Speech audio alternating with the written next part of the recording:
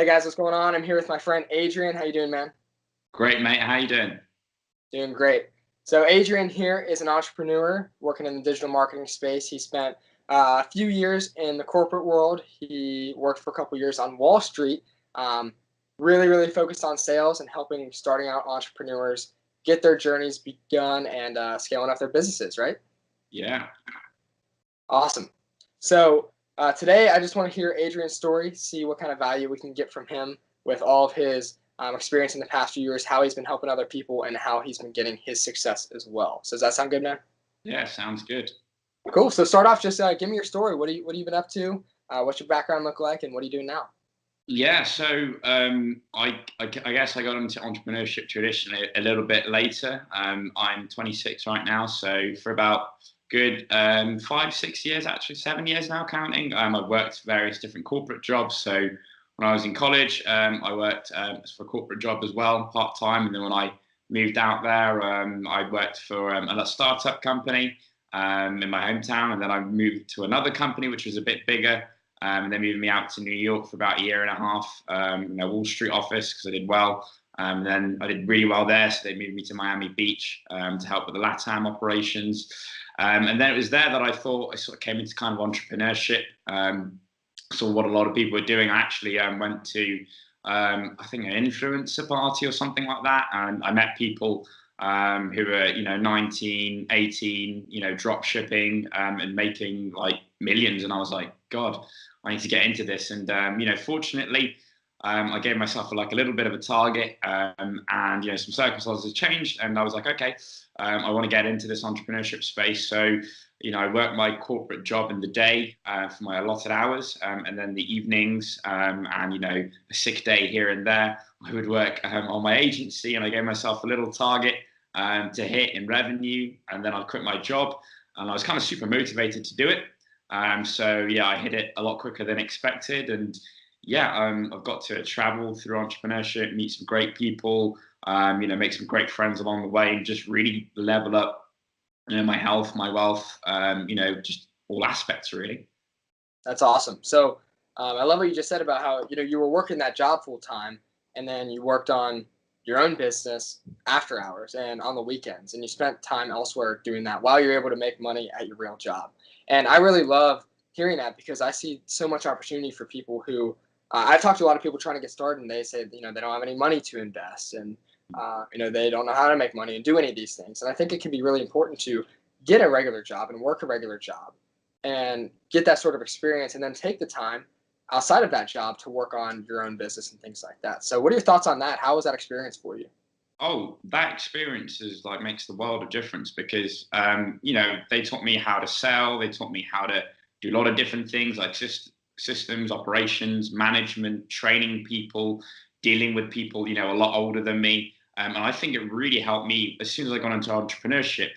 I wasn't afraid. I was like, just go, go, go. So I think for a lot of people, getting into a sales role, when they're earlier, just really helps, and I think you can really build on your career. And when you are ready to make that jump, it's great because I know a lot of people say quit your job and don't worry about bills and all this and go mad and just drop out. Well, don't do that if you don't have a plan, right? I'm for the entrepreneurship mission, but the reality is people still have to put food on the table, right? People still have to pay bills, right?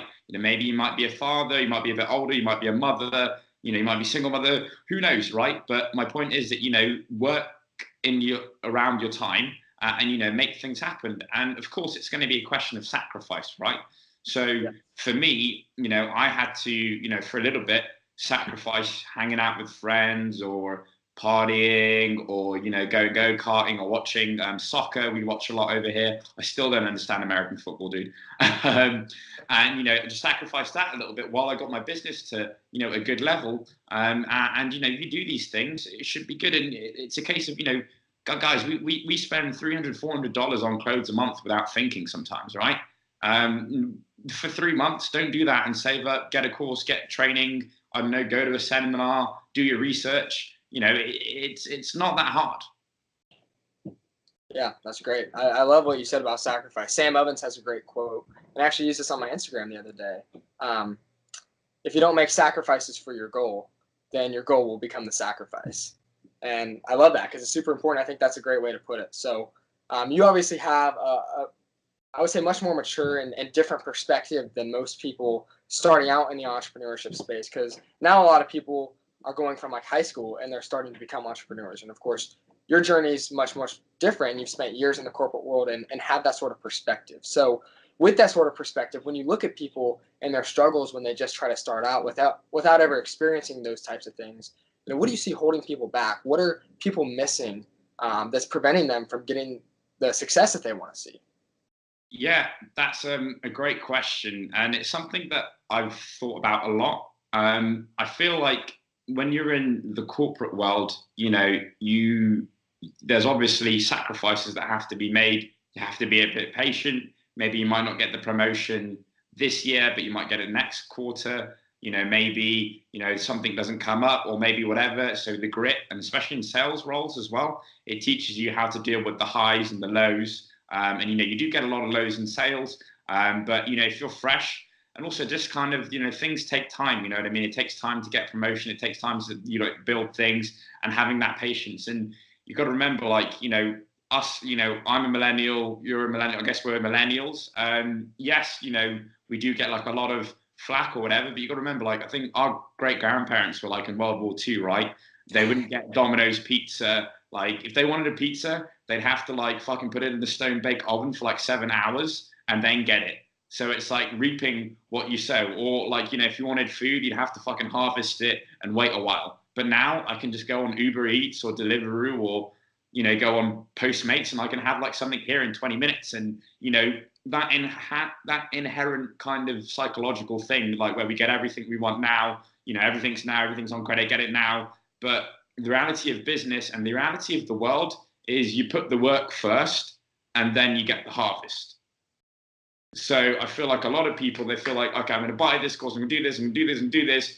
And then they may be there for a day or two and they get frustrated, or maybe a week or a month, and they get frustrated that they don't get the results that they expect. Where actually it's not a case of, they don't have the skill sets. It's more like the grit, the sacrifice, the longevity, and the will just to keep going. Because you do get thrown curveballs at you.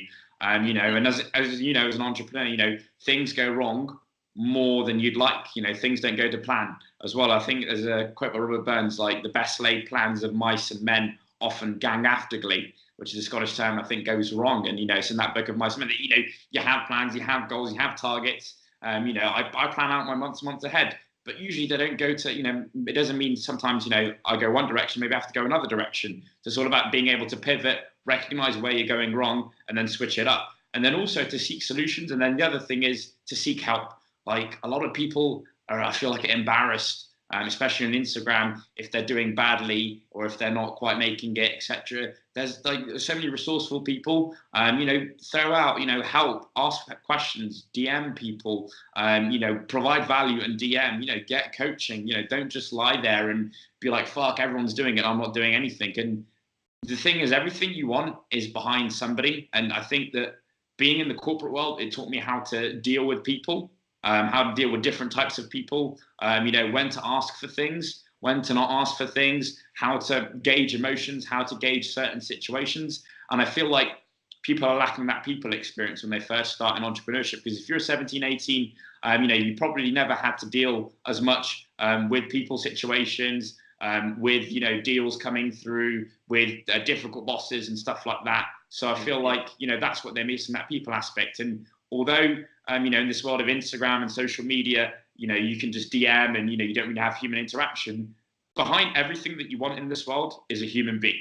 So if you master the law of how to deal with that human being, or how to manage a relationship with them, you can get what you want. Right. And, I see a lot of people say I'm not a people's person. Well, that's not good enough. You need to become a people's person. OK, anybody who wanted anything big, you look at Mark Zuckerberg, right? You look at, Elon Musk, they've had to become people person. They have to become great with people. Even Steve Jobs, right? He's an asshole, but he knows how to push people and how to work people. And these are technical people as well. So it's not good enough to say I'm a technical person, I don't want to deal with people, because behind everything you want is a human being. So learn how to, master that human being. And Robert Greene, he's not paying me to do this, but his book, Laws of Human Nature, great, and it helps a lot with that. Awesome. What a response. That's really great. You hit a lot of points in there that I really resonated with, and things that I see in my coaching as well with people.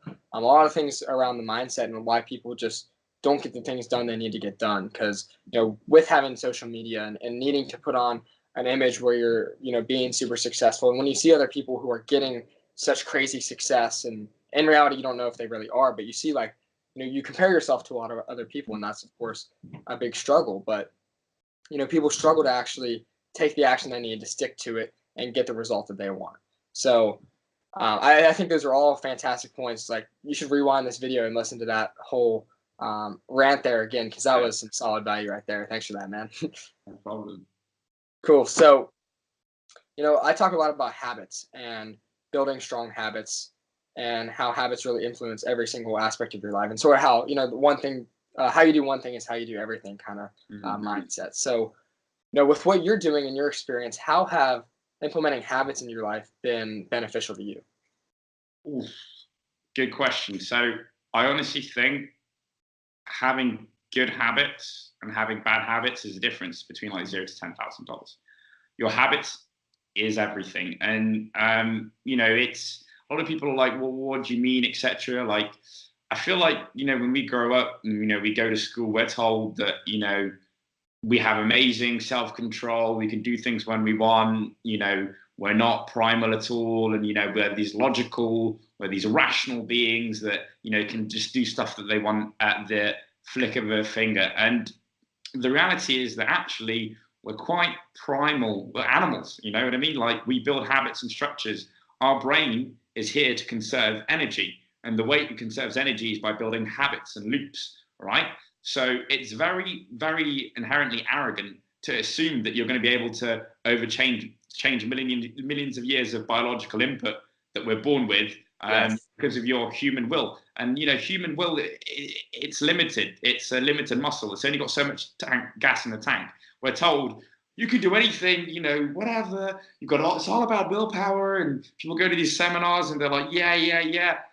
That's not the reality. The reality is we're systemized beings and we rely on habits. That's how we survive, right? We know, to go to how to instinct. So building a structure of, waking up, having the right habits, rewarding yourself, understanding the laws of habits, and implementing the habits, like, is a difference between massive success and nothing. And really, it's something, we're built to be, we're habitual human beings. We're creatures of habits. There's bad habits out there, like, drinking excessively, drugs, etc. And then there's good habits that you can build, like going to the gym, working out, focusing on your work, waking up at a certain time. And really, habits are kind of like an engineering system, right? If you have a good system, you're going to be productive no matter what. Because there's days I tell you, like, I do not want to wake up. If anybody lives in London, they know that waking up at 4:30, 5 o'clock in the morning when it's freezing, and I'm sure it's freezing in Ohio and it's dark, it's not nice. But if you have it to do it, if that's your operating system to do it, you'll do it. And it's really, really crucial that you build habits, but you build it in a systematic way for the long term. So, for example, you don't say, "Oh, tomorrow I'm going to wake up at 4:30 a.m." because reality is that might happen, but you might do it for a day or two. But hey, if you wake up at 9 a.m., maybe try waking up at 8:45 and then 8:30 the day after, and then slowly and surely, but then that compounds. And then by no time, you'll be waking up at 5 a.m. and it'll just be a habit, because once it's a habit, once it's a system, once it's built, it's free. It's kind of like a rocket ship, right? The hardest thing is getting the rocket ship out of the atmosphere. So 90% of an energy of a rocket, of a spaceship, is burnt trying to get out the Earth's atmosphere. Once it's going and it's in momentum, it's very little. It's just the little top of the spaceship. But it's that 90% initial energy that, and I feel like in entrepreneurship, in life, whenever you're doing anything everyone needs to put in that 90% energy. Maybe you need to, not like chill out and do stuff. You need to put that energy in. But once you've got build that habit momentum, you're fine. I love that, and I love your comment about how we shouldn't just fight our millions and millions of years of evolution in our DNA to do certain things, and we shouldn't fight the way that we're built. And what I found, like, we gravitate towards the things that are easy to do. Yeah. That's why getting on social media, that's why watching YouTube, Netflix, playing video games, that's why all that stuff is so attractive, and so many people spend so much time on it, because it's simply easy. There's like very, very little resistance there.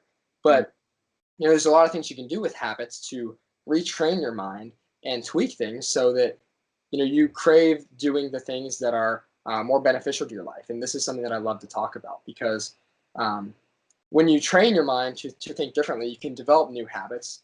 And even though you might build a habit to do something that's more difficult than doing something like playing video games because it has less resistance, we can still use the DNA that's built into us to make that the path that's easier to follow sometimes. And that comes with self-discipline, that comes with reward, it comes with consistency, with motivation, with momentum, and all these different things for sure.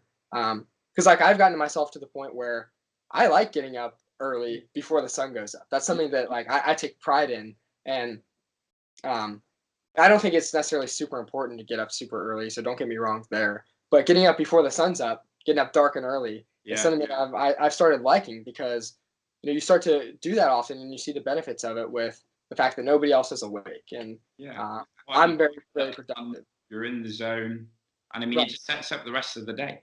Right. So doing things like that then comes back, and that gives me the positive reinforcement I need to say that this is something that's good. This is the right thing to do. And when you can get to bed on time and do that consistently, because you get your body in a rhythm, and all these different things combined allow the habits to just sort of settle in. And when you start seeing the benefits and the real rewards of a habit, that's when things get a lot easier to keep in place. Because maintaining the habit is really what's difficult. Yeah. And I certainly struggle with maintaining habits. And it's hard. People want to attach to 100 different things, and then like say, I want to set these 20 habits and start doing this tomorrow. And of course, all those are going to fall off. So Yeah. my question to you then is, how do you really find? And I want to compare this to my thoughts as well. How do you find the habits that are most important to focus on, and how do you start building those initial habits to get started, and then be able to build on top of that? Like, where would you begin with the habits that you would want to set to go from 0 to 100? Great question. So, it for me, I think number one is most important is sleep. Right. There's this recent study that said that apparently, like going, so your body, right? If you go, you can go up to like something like 4 or 5 weeks or something like that, something crazy like 2 months or something like that without eating food, right? Wow, It, really? yeah, like there's been research as long as you drink water. If I you go more than 4 or 5 days without going to sleep, like you will die or something. You'll get close to death. So sleep is like the most important thing because your body rebalances your chemicals, and when you have a good sleep, everything becomes better. So mastering that, switching off your electricals at a certain time, maybe 9 p.m. or 10 p.m. so you get to bed for 11. Winding down when you sleep, maybe having a jasmine coffee or something like that. And then making sure that your bedroom is clean, having a shower before you go to sleep for your sleep hygiene, so you're more comfortable, and then just gently winding down so you fall into sleep. Get that mastered, right? Awesome. Yeah, sleep is my number one as well. Because if you don't sleep, then you don't have focus, you don't have energy, you don't have motivation, you don't have determination. You have nothing. If you don't have sleep, that's the cornerstone to everything else that you do in your entire life. So when I structure my day in my life, it's all built around from the time I go to sleep to the time I wake up. That is what is blocked off first. And outside of that time, I have to fit in anything else that I want. But that is the top priority. Yeah, and you got to guard your sleep and really make sure that you protect it.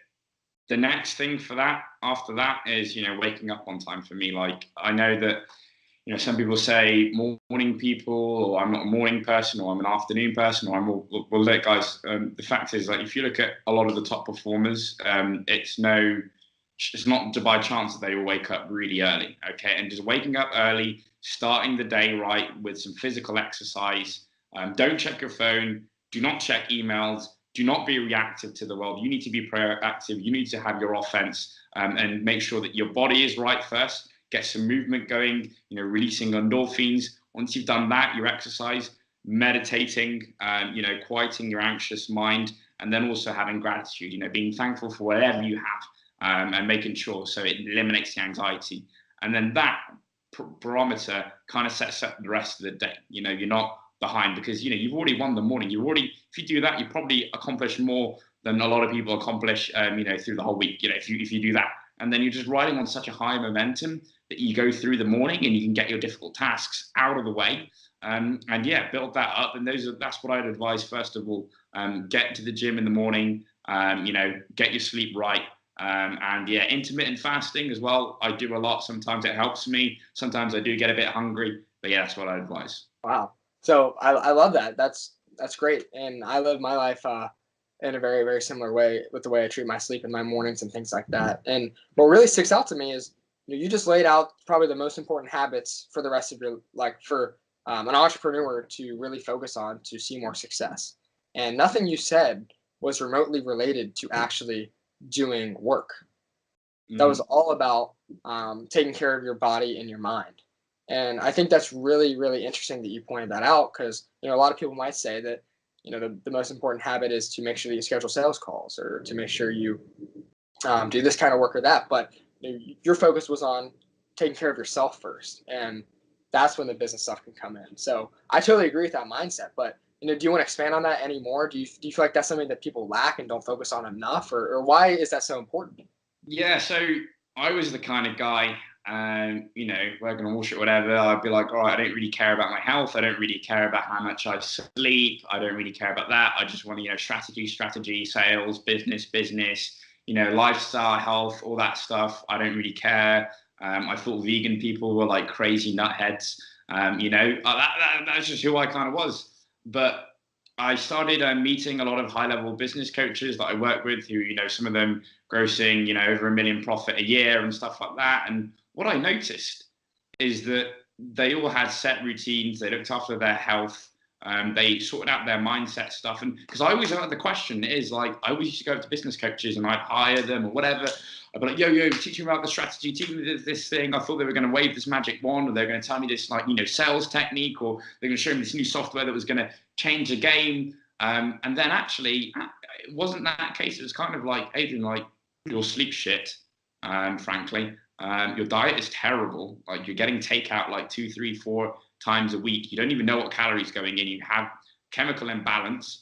You're probably partying way too much than you should. This is all adding up to your business, and this is why you are where you are. And the other thing is you have decision fatigue. I was ordering food off Postmates like for every meal, so like all my decision making power was going on Postmates and Uber Eats. And by the time like I had to do work and sit down, my willpower was so depleted that I didn't know what to do, and I'd be hopeless. I'd go watch some YouTube videos, and then I'd feel shit about myself, and the cycle continues. Yeah, for sure. Great insight there. So to wrap things up here, I want to touch on one more thing because when I started my journey in entrepreneurship, I really, really, really, really struggled with sales. And I know a lot of people will also struggle with sales, to have the confidence to hop on the phone, to say the right things, to know how to sell, develop relationships, all these different things. And you, of course, have spent a lot of time in sales. You specialize in doing a lot of sales training with people. So just one simple question here. What can people starting out in entrepreneurship or social media marketing, or anybody who needs to focus on sales in their business, what can they do when they're starting out to overcome the big, big barrier of not being good at sales? Yeah. Great question. So, obviously, I train a lot of salespeople, and the one thing, when people first start, they say, "Oh, I'm not a natural salesperson. Oh, I'm an introvert," or "Oh, I'm too an extrovert." Or so, what you've got to do is you've got to cut that mental chat in your head, and the way that you cut the mental chat is just by taking action. So, literally, what you've got to do is just go up to 3 or 4 business owners. Don't think of it, just do it. Put yourself in the decision to get rid of the fear.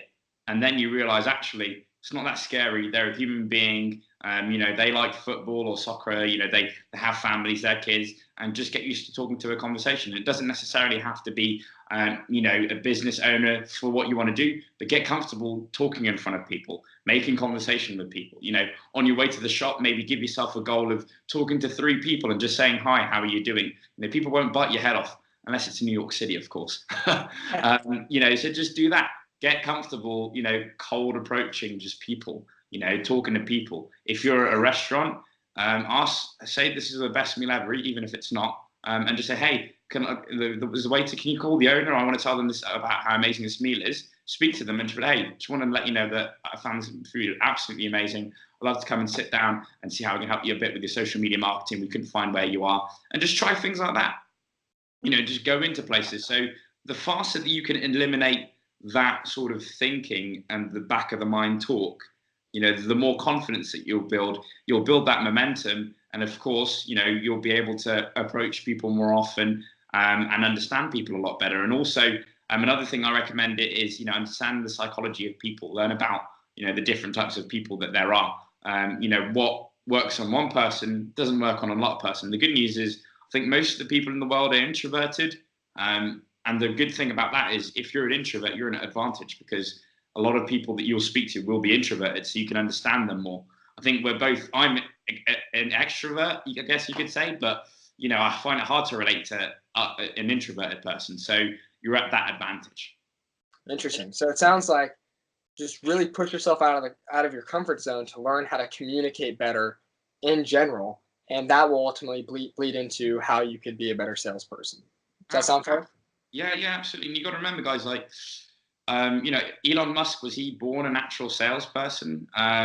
Steve Jobs, he developed the skill. You look at a lot of the big tech, Mark Zuckerberg, are you telling me he's a natural salesperson? I don't think so. But it's something that you can develop. And using your skills already, sales will help every aspect of your life. It's a life skill that you can use for absolutely anything. Awesome. Well, that is some incredible value that you just shared with us, Adrian. For anybody who's getting started in entrepreneurship, who took a lot of value away from this, go start implementing these things in your life today. But Adrian, where can people find out more about you? Do you have a YouTube channel, Instagram? Where can they continue learning from you? Yeah, so if you want to find out a bit more, I post YouTube videos. My YouTube is Adrian I Did. That's with the silent A, so Adrian AIDID, and then my Instagram is Adrian AIDID. So just hit me up on DMs.